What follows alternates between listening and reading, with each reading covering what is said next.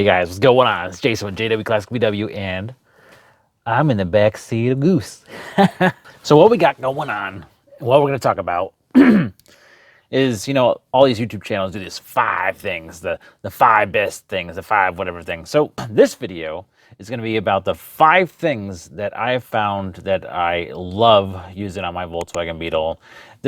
Could be like parts or materials, different types of tools. You know, I'm just gonna say 5 things in this video. So stay tuned if you're interested in learning the 5 things that I like to use on Goose.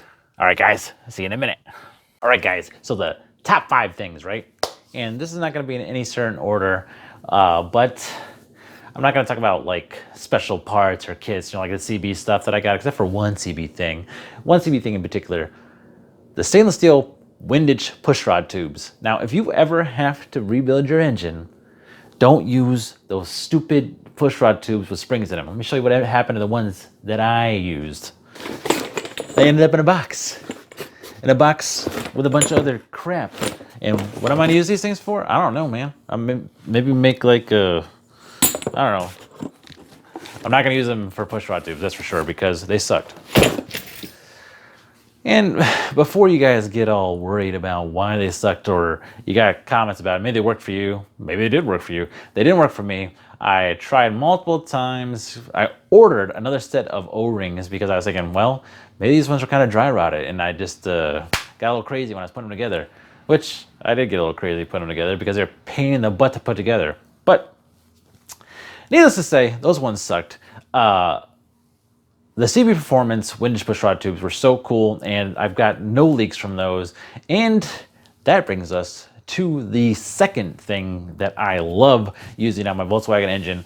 Well, I guess Volkswagen engine is more specific, I guess, right? Yeah, is ultra copper. We all use different things for sealing our pistons. Sorry, you guys always get me on that too. My cylinders to the actual block. I use other things to kind of mate the cylinders, but I use ultra copper Permatex ultra copper to seal my cylinders to the engine block. After, you know, I do some hand mating that doesn't leak. I love it. The next thing I use for engine building, because I guess that's gonna be the 5 things I use when building an engine, is valve grinding compound.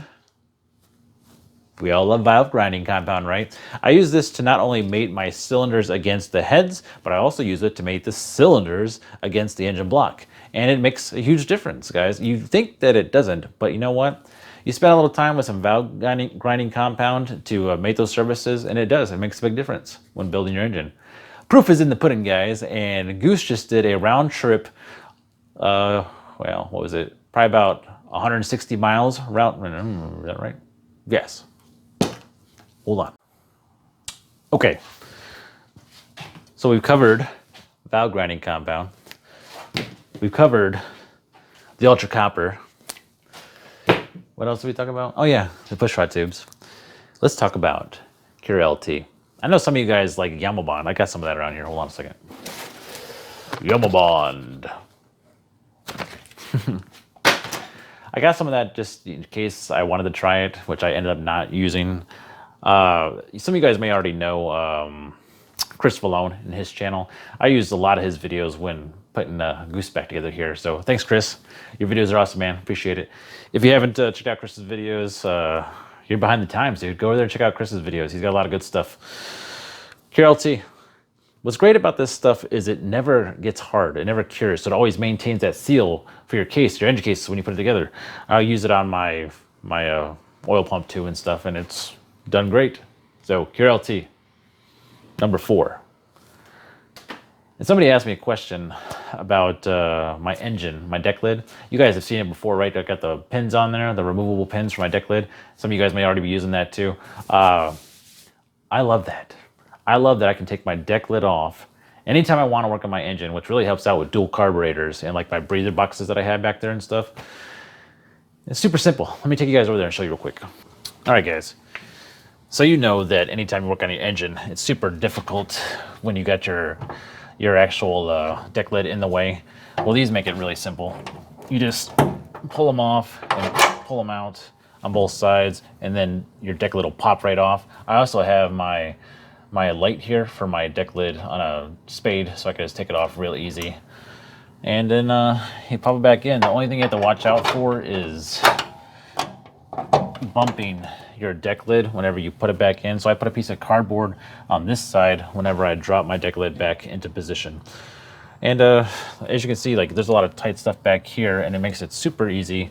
You just get it out of the way, and I usually set it up on the top of the car with a piece of cardboard or off to the side somewhere. But yeah, it's freaking great. And that's that. So guys, that is going to do it for tonight. Just a real short video. Been a really busy weekend. I'm going to be honest with you. The morning, Saturday morning, when I woke up, I had no intentions of going to the car show up in Conroe because, you know, it's a long drive for a Volkswagen Beetle. That's a long drive, period, honestly. It's a good hour and a half to get up there. But it was time for a real shakedown drive, you know, a real test of whether or not that engine was going to hold together. And at the same time, you're thinking, well, I've got the phone number for a few good tow trucks if I need that. And I'm super happy and super proud of Goose for making it up to Conroe and back again. It was a great show. I met a lot of cool people out there. So thanks to all the guys that stopped by and said hi, that have been subscribers to the channel. Yeah, man, I'm super stoked. It was nice to win in the top 10 too. That was pretty cool. I got some crap from some of the guys out there. They're like, you didn't even wash her, man. You didn't even wash the car. I'm like, dude, I just drove like an hour and a half up here. But I was all kinds of nervous for the drive. And, you know, when you guys are driving around in your car and you know exactly what I'm talking about when you're sitting there talking to your car, you're like, it's going to be all right. It's going to be okay. I got a tool bag with me just in case, but let's make it there. And for the most part, on the way up, I babied her maybe 65 miles per hour. But then I saw somebody pass by in another Beetle, and you know what that's like. You're like, oh, really? Oh, that's how it's gonna be. So the gas pedal went down, and then I was cruising probably about 75 miles an hour for a good 15, 20 minutes. It was a good drive, man. She does great. Now I know what she can do, and now I know what the engine will handle, and it's great.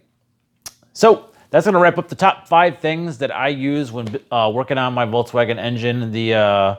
Those are mostly build things, except for the deck lid quick release pins. Those are awesome, guys. If you haven't installed them yet, they're pretty simple.